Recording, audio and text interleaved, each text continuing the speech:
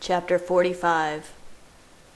Oh, crap, Jacob thought, handing Nessie to Rose.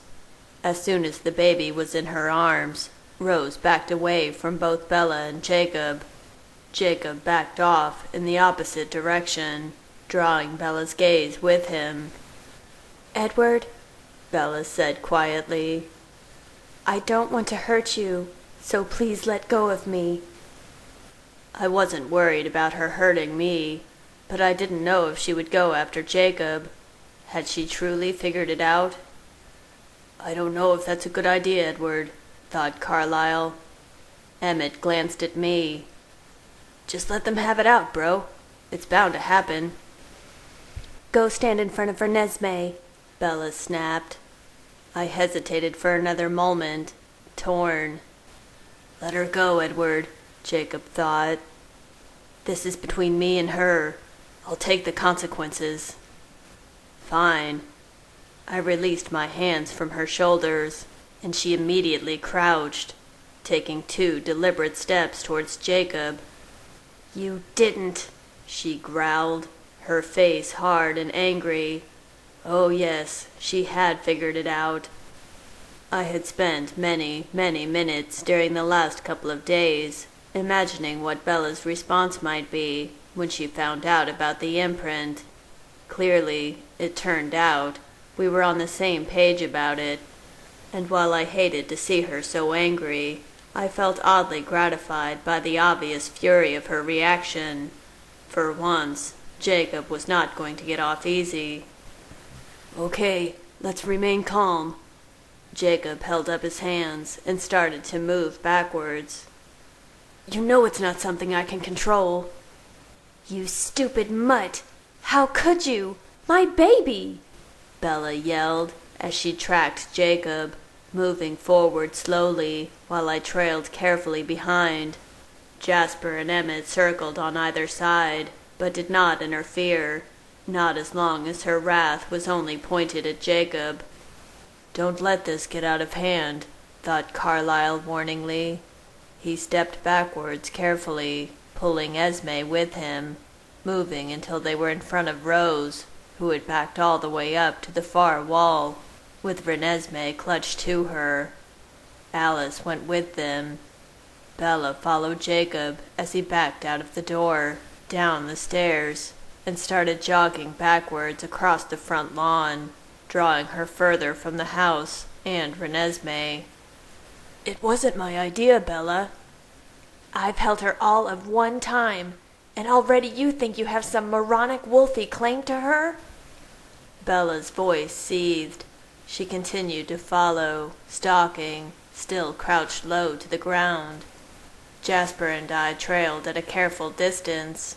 Emmett lingered at the bottom of the stairs.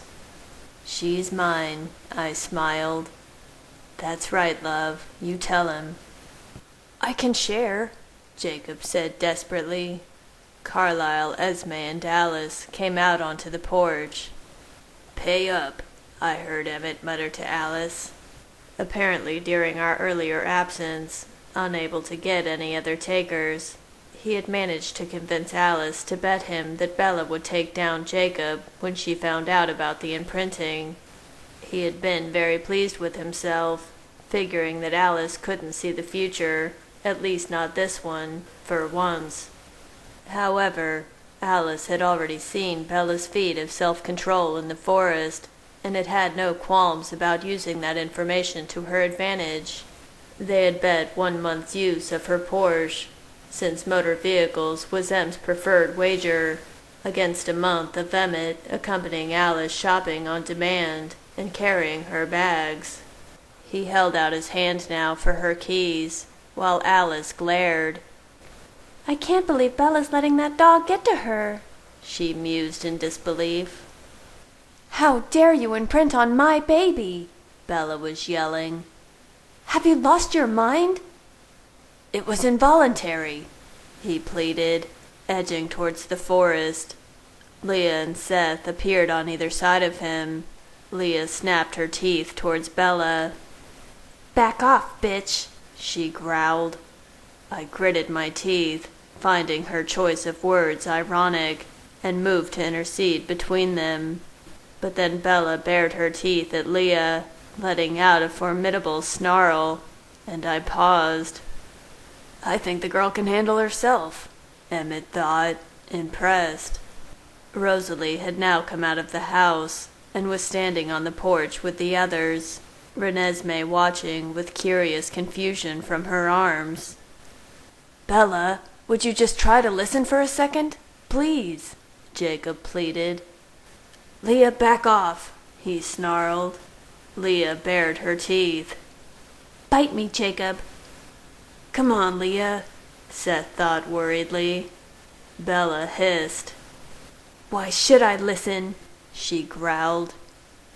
Because you're the one who told me this. Do you remember?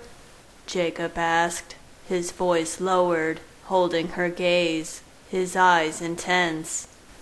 You said that we belonged in each other's lives, right? That we were family. You said that's how we're supposed to be. So, now we are. He noticed Bella's stare turn slightly speculative. Come on, Bella. Please understand this. Please. I want you to. I need you to. I need us to be okay.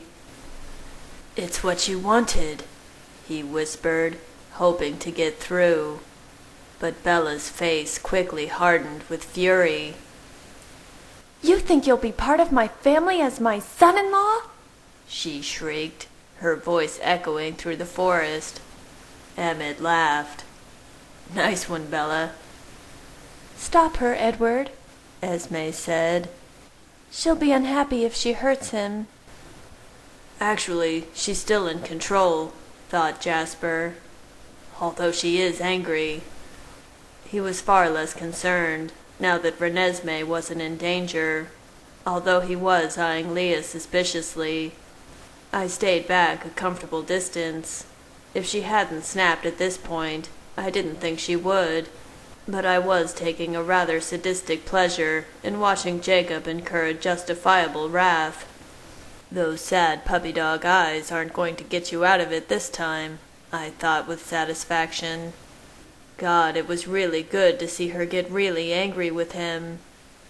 No, Jacob was yelling in protest. How can you even look at it that way? She's just a baby, for crying out loud. That's my point, yelled Bella. You know I don't think of her that way. Do you think Edward would have let me live this long if I did? All I want is for her to be safe and happy. Is that so bad? So different from what you want? Jacob was riled up now. Bella's face glowed brilliant with fury. The long lines of her body were tensed, poised, her hair a dark cascade around her shoulders. She threw her head back slightly, emitting a growl that spiraled up several octaves into a furious shriek. Jasper and I tensed, our hands coming up. But incredibly, Bella remained still. She didn't attack. I relaxed and glanced over at Jasper. Amazing, isn't she? He shook his head at me, speechless. She hasn't gone for his throat even once, I heard Carlyle say from the porch. I've never witnessed such self-control in a newborn. I heard Alice clear her throat. She was looking at Emmett with her eyebrows raised. Fine, you win this one, Emmett muttered. Ugh, shopping. You're going to stay away from her, Bella hissed at Jacob. I can't do that. Edward, say something. I know you understand. I raised my eyebrows in disbelief. There was no way I was stepping in on this one, understand or not. I had told him from the start the situation was temporary until Bella woke, and we would discuss things. Not that I would call this a discussion, but, well, it was fun to watch. Bella's teeth snapped together. Try, she snarled.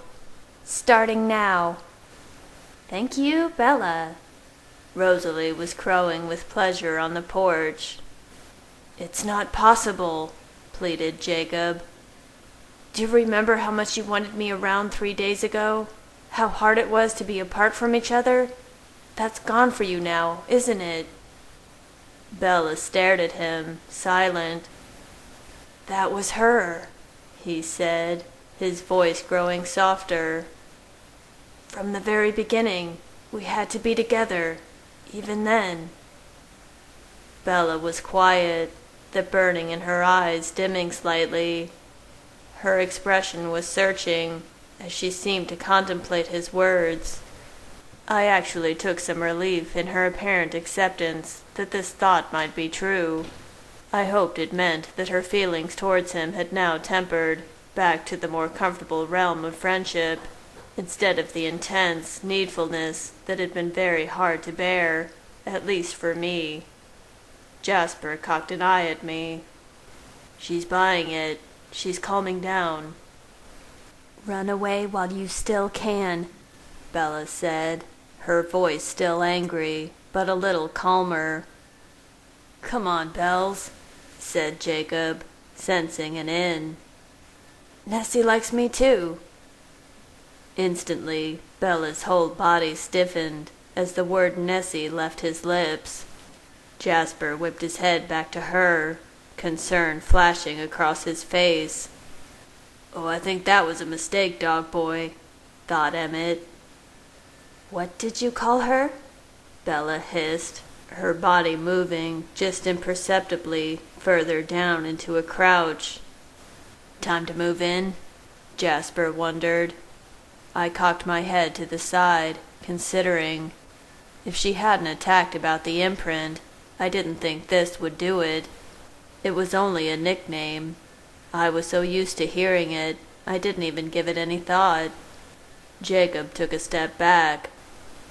"Well, that name you came up with, it's kind of a mouthful, and—" Bella's voice pierced through the entire surrounding forest, probably reaching the highway. "You nicknamed my daughter after the Loch Ness Monster?" Later, I would realize, because Jasper felt the snap a moment before it registered in his mind and made its way into mine. He reacted a fraction of a second before I did. A fraction of a second before I felt the blistering tempest of fury that circled and then consumed Bella. Just a moment before I saw her press her weight onto her back foot, and realized that all control had been swept away into that storm, and was being launched at the cowering half-human in front of her. In gruesome slow motion, I watched Bella's body launch off the ground, arcing like an arrow towards Jacob, who stumbled backwards, hands up. As I hurled myself towards her, I could see Jasper's body out of the corner of my eye, just ahead of mine, arms wide, to catch and wrap around her. And with a sickening certainty, I realized we weren't going to make it in time. The trajectory and speed of Bella's body towards Jacob would guarantee she would reach her target before we reached ours. And in that awful moment, I realized she was going to kill Jacob. And with horrible dread, I realized that no matter how many times I had dreamt and laughed and threatened such a thing, I didn't actually want it to happen. Suddenly, there was a flash of sandy-colored fur. "No!" Seth cried as he flung his body in front of Jacob. "Seth!" Leah screamed. "Seth, stop!" Jacob cried. Seth's body was just coming between Jacob and Bella when she slammed into him from the force of her jump, hitting his shoulder. I heard an audible snap of the bone breaking. Seth was flung several feet by the impact. Bella's leap was halted by the collision with Seth, her feet hitting the ground, but she bent her knees as if she might launch forward again. Almost there, I thought. "No!" Leah shrieked, and I turned my head slightly to see her leaping towards Bella. Jasper reached Bella as Leah did, ramming into Bella's side and grabbing her with one arm, while swinging to kick Leah off course. She hit the grass, snarling several feet away. Bella twisted, automatically throwing out one arm in defense and knocking Jasper away, slamming him down hard onto the ground behind her. "Christ, that hurt," he thought as he jumped up, moving into a crouch in front of Leah. "She's all yours, Edward." I struck her from behind, wrapping my arms around her body and grabbing my wrists with each hand. As she pulled, about to wrench away from me, I bent close to her ear and said quietly, "Bella." She froze at the sound of my voice. There was a long moment of silence, broken only by the panting of the wolves and the pounding of their hearts. Jacob pulled in a long, ragged breath, staring at Bella with wide eyes. "Geez, remind me not to get her mad again." Keeping a careful watch on Bella, he moved swiftly over and knelt next to Seth, who was lying prone on the ground. He touched him gently, and Seth whined and rolled over slightly. "Seth! Seth!" Leah was shrieking desperately in her head. Jasper was still crouched in front of her, Emmett next to him, having arrived a half-second after me. She glared at the two of them, shaking her head, and then moved in a wide circle around them to her brother's side. "I'm okay, Leah," Seth thought. He turned his head to look at me, wincing slightly. "I'm fine, Edward. Just a bruise." I rolled my eyes. We had all heard the bone break. "Carlyle," I called. Carlyle sprang off the porch, leaving the protective position he had taken in front of Rose and Nessie, and headed over to us. He knelt down next to Jacob and began to carefully prod Seth through his fur with his fingers. Bella, still frozen in my arms, was now staring in horror at Seth on the ground. "Oh no," she suddenly groaned. She bent her knees, her body sagging slightly with distress. I hugged her tightly against me. "It's okay, love," I whispered in her ear. "He's going to be fine. Everything turned out all right." Inside, I was seething with fury and disappointment in myself. Bella had only been awake a couple of hours, and twice already my lapse in judgment had let her down, and now Seth had gotten hurt in the process. Leah, who was pacing back and forth next to Seth, stopped abruptly and looked at me, huffing. "Exactly what part of this is all right, you idiot?" Carlyle glanced up at us. "Why don't you take Bella away from here, Edward? Let her calm down. I'm going to bring Seth into the house. Looks like a broken collarbone." I nodded, glancing at Jasper first. He stared intently at Bella, sensing only remorse. I released my grip from around her body, wrapping just one arm firmly around her shoulders. I turned us around, and she followed numbly. As we started towards the house, I heard a quiet hiss. I glanced up quickly and saw Rosalie, eyes wide, pressed against the house, Renesmee's face turned towards her. Esme stood next to her, a hand on her shoulder. "Don't bring her near, Nessie," Rose thought in alarm. "Not in that state." Esme's face was sad, but I could tell she agreed with Rosalie. I sighed, but changed the direction of our course so that we were headed around the back of the house. Emmett jogged up next to us, clapping a hand on Bella's shoulder. "Now that's what we like to see," he bellowed approvingly. Bella looked up at him in horror, and I glared at him over her head. He looked slightly taken aback for a second, and then his face furrowed with concern. He bent down slightly, bringing his eyes level with Bella's, and keeping his hand on her shoulder. "It's okay, Bella," he said in a low voice. "We've all been there." Bella nodded a little, giving him a slight smile. Alice appeared at his side, pushing him with both hands. Go away, Emmett, she muttered. Emmett shrugged, giving Bella another pat on the shoulder, and then moving swiftly up to the porch with Rose. Alice put an arm around Bella.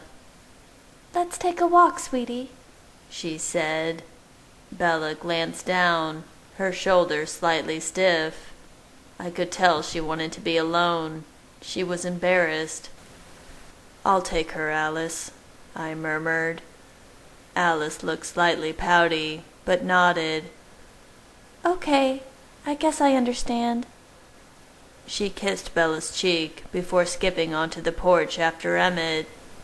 We walked in silence around the house, pausing about halfway down the lawn towards the river. The sun had set, and whatever remnants of the glow that might be visible on the horizon were obscured by the dark, dense spread of the forest. I remembered the night we danced out here, at our wedding. Only that night there had been stars. Tonight was cloudy, but not the dark, distant black clouds of a storm, but a cool gray cover, consistent, encompassing, seemingly never-ending. Bella stared out at the forest for a while, her eyes their own burning red orbs of sun, while I watched her, holding her hand. We didn't speak for a long while, and I didn't push her. I knew that sometimes Bella just needed time and space to work out her own thoughts. She had always been that way, and so far she had been given very little opportunity to process everything that had happened. Bella has always been so careful and methodical in her decision-making and actions, in her life in general. How overwhelming this all must be, the sudden immense power of her senses, a hallmark of our kind, and impulsive nature of her responses. Finally, Bella turned to me. "Edward, I'm so... "No, Bella," I said quickly, knowing already that this would be an apology. "It's not your fault. Please. I'm the one who should be apologizing to you."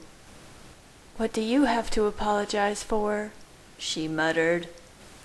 "Because I should have been closer, and before that, because I should have made sure the forest was safe before we hunted." I sighed in frustration. "I promised you that I wouldn't let you hurt anyone, and I'm mad at myself, because I thought I was done breaking promises and letting you down."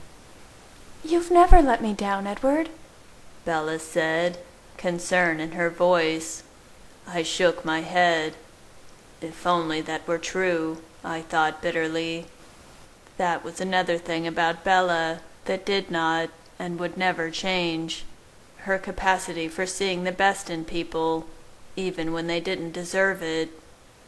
Bella sighed, looking back out over the forest. Finally, she blew out a long breath and shook her head. "I can't believe this." She turned and looked at me. "You get how twisted this is, right? Jacob imprinting on Renesmee? My baby? Our daughter? I mean, she's half vampire. Is that even possible?" "Apparently," I grumbled. "What are we going to do?" she asked, her voice slightly desperate. "I don't know," I said with a laugh. "I've been waiting for you to wake up, hoping you would know." She shook her head, smiling. "Well, I'm sorry to tell you, I have no idea." Her expression faltered slightly. "Why did you let him stay?" she asked quietly. I sighed, thinking back over my conversation with Jacob, and then my family. Bella, of course, understood quite a bit more about the imprinting than they did, from her familiarity with the pack, but this was entirely different, of course, since it was our baby. "What he said was true," I admitted. "He loves Renesmee, and he just wants her to be safe and happy. At the time, as much as I didn't like it, I didn't think it would be any harm for her to have him around. And he wanted to stay. He really wanted to stay. And so he's been here ever since? Basically. Bella shook her head. But he can't be here all the time, practically living with us? Her face grew increasingly anxious. I mean, when Renesmee's older, how can he? I reached up quickly and pressed a hand to her cheek. God knew I understood how she felt. Bella, we don't have to figure this all out right now. I slid my finger down her cheek, and her expression relaxed, her eyes growing hotter. I reached down and took her hand. We'll work it out as we go, together. You know, said Bella, cocking her head and eyeing me. You're in an awfully good place about all this. When did you find out? Find out? About Jacob and Renesmee. Ah, I murmured. A few minutes after your... For a moment, my throat felt too tight to speak. After your heart started beating again, I whispered. I shook myself and then laughed harshly. Anyway, don't feel bad. I almost killed him too when I found out. Oh, said Bella in a small voice. How long was I? Her voice trailed off. An eternity. A few minutes, I said softly. I performed CPR. Bella was watching me with wide eyes. I'm so sorry, Edward, she said quietly, her voice rough. I stared at her. For what? I almost died, she whispered. I'm so sorry you had to go through that.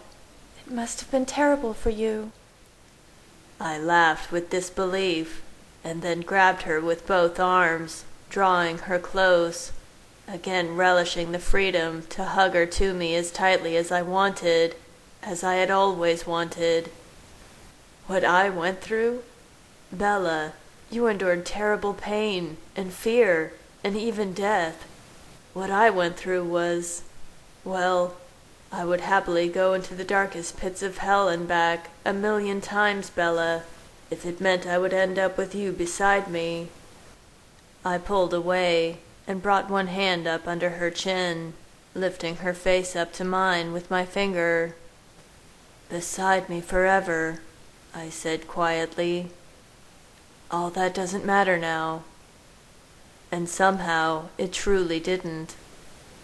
All that matters is that you and me and our daughter are together. I love you, Edward, Bella whispered, curving a hand under my face. I love you too. I smiled. I saw movement out of the corner of my eye. They're bringing Seth into the house.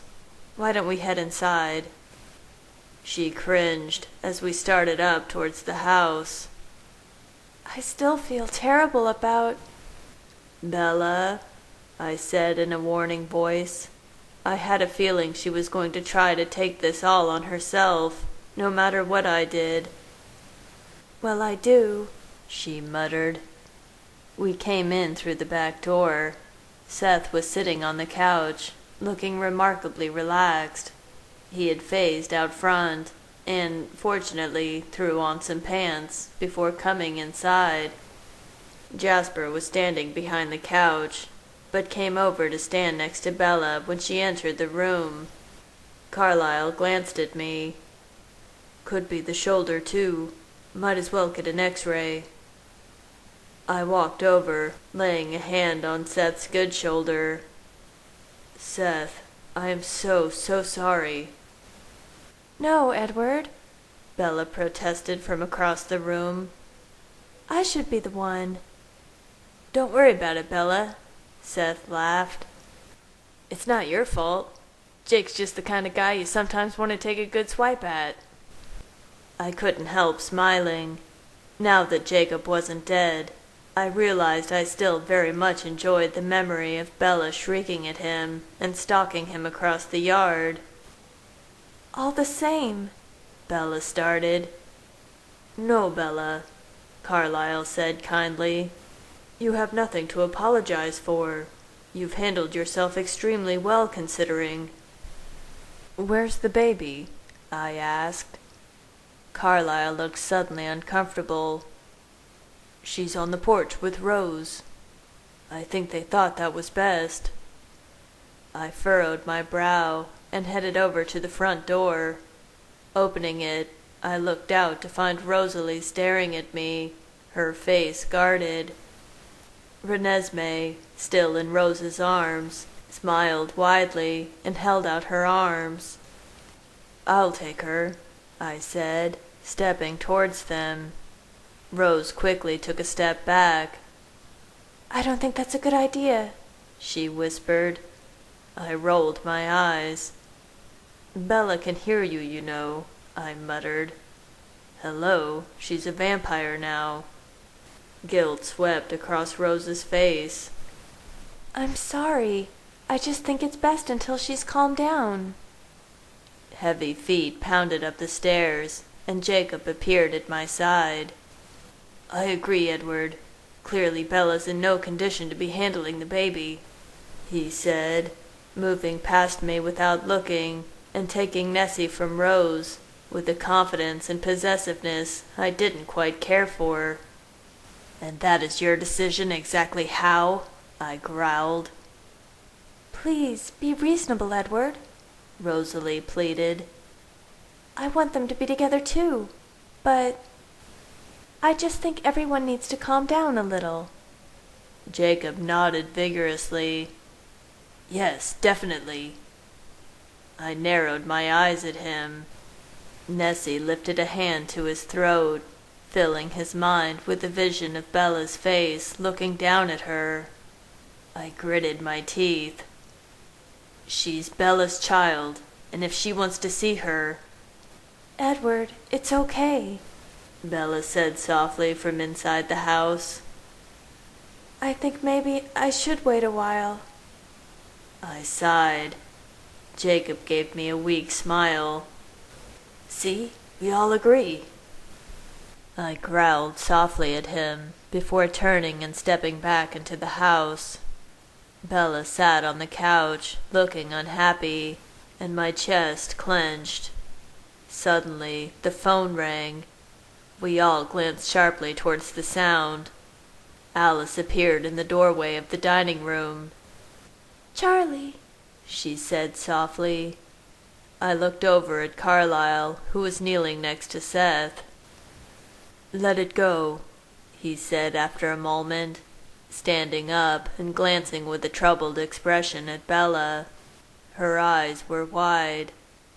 He turned back to Seth and offered a hand. Let's get you upstairs for an X-ray. Edward. I glanced up. Alice was beckoning me through the dining room door. I followed her into the kitchen, where Emmett and Esme waited. Alice bounced excitedly on the balls of her feet. We are going over the finishing touches of your cottage. Esme's giving everything a once-over. Emmett will get a fire going, and I'm going to make a final check of the closet. She clapped her hands with delight. I thought it could be a birthday present. I looked at her in confusion, and she rolled her eyes. It'll be midnight in a few hours, silly. Bella's birthday. I smiled suddenly, thinking of my ruminations of the night before. It was time to create fresh memories. Esme came up to me and brought out something from behind her back. It was the key to the Ferrari, purchased in what seemed like another lifetime altogether, mostly under the watchful eye of Alice, since I had been far more concerned at the time with finding the safest car in the world for my human Bella. She had tied a small, elegant blue ribbon on it. I thought you might also like to give her this finally. I took it from her fingers with a nod and slipped it into my pocket. She smiled and kissed me on the cheek, then headed into the other room to say goodbye to Carlyle. Emmett punched me in the shoulder. "Do you want me to stock the bedroom for you? Rose and I have a nice set of—" I clamped my teeth together, glaring as I quickly shut him out. The last thing I needed was to see another memory of his and Rose's varied and creative sexual escapades. He shrugged, grinning even more widely, and headed out after Esme. Alice smiled. "I'm so excited. I know she'll love it. At least, I think." Her eyes faded away for a moment, searching for the future, and suddenly I caught a glimpse in her mind of a rather shocking image of Bella and myself on the floor of the cottage. Alice quickly stamped it out, embarrassment flashing briefly across her face before she grinned with a shrug. "Oops. Well, that's a good sign." She winked and then darted out of the room. I heard her announce to Bella that they were going hunting as they flew out the back door and over the river towards the cottage. I remained standing where she had left me, the image of Bella and me frozen in my vision. I turned slowly and went back into the living room, pausing at the doorway. I watched Bella for a moment, thinking of the image of the future I had just seen, and drawn back to the times I had put my hands on her body, the moments she had given all of herself to me. A fire deep inside began to burn, flaming quickly, searing through everything until it encompassed every part of my body. And suddenly, I hoped they didn't take too long getting the cottage ready, because I couldn't wait to get Bella alone.